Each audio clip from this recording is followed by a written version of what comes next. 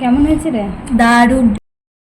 ইলিশ মাছের সবথেকে সুস্বাদু আর সেরা রেসিপি হলো ইলিশ ভাপা। প্রথমে মাছটাকে আমি ধুয়ে পরিষ্কার করে নুন হলুদ মাখিয়ে এক সাইডে রেখে দিলাম। এরপর যে মশলাটা রাখবে সেটা বেটে নিচ্ছি। প্রথমে একটু সর্ষে দিলাম, সর্ষের মধ্যে একটু নুন দিয়ে এটাকে ভালোভাবে বেটে নিলাম। এই বাটাটা হয়ে গেলে এর মধ্যে দিয়ে দিলাম কয়েকটা কাঁচা লঙ্কা। কাঁচা লঙ্কাটাও ভালো করে মশলার সাথে বেটে নিলাম। এরপরে দিলাম পোস্তটাও বাটা হয়ে গেলে এর সাথে দিয়ে দিলাম 1 চামচ নারকেল। সবই আমি 1 চামচ 1 চামচ করে দিয়েছি। এরপরে 3টে মশলাই ভালো করে আমার বাটা হয়ে গেল।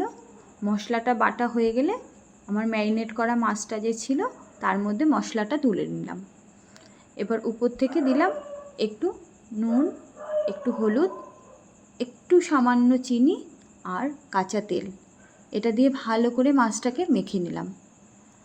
আর যেহেতু নুন হলুদটা আগেই মাখা ছিল ওই জন্য একটু কমই দিলাম। এরপরে একটা টিফিন বক্স নিয়ে ম্যারিনেট করা মাছগুলো টিফিন বক্সের মধ্যে দিয়ে দিলাম।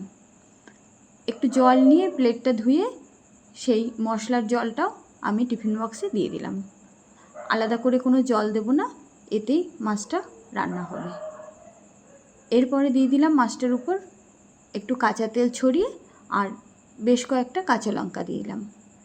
এরপর ঢাকনা টিফিন বক্সের মুখটা ভালো করে বন্ধ করলাম। আর যেহেতু এটার নাম থেকেই বোঝা যাচ্ছে এটা ভাপাতে রান্না হবে, তাই আমি কড়াইতে গরম জল আগেই বসিয়ে দিয়েছিলাম। সেটা ফুটে উঠেছে, তার মধ্যে টিফিন বক্সটা রেখে ঢাকা দিয়ে দিলাম। প্রায় 10 মিনিটের মতো কম আছে এটা ভাপা হলো। তারপর দেখো একটু ঠান্ডা হওয়ার পরে টিফিন বক্সটা খুললাম। এরপর গরম গরম ভাতের সাথে পরিবেশন করলাম। অপূর্ব স্বাদ হয়েছিল। আর এটা ন্যাচারালি খুব ভালোই হয় খেতে। আমাদের ঘরে ইলিশ মাছ খেতে সবাই ভীষণ ভালোবাসে, তাই যেদিন ইলিশ মাছ হয় অন্য কোনো পদ রান্না করলে সেটাকেও পাতে নিতেই চায় না।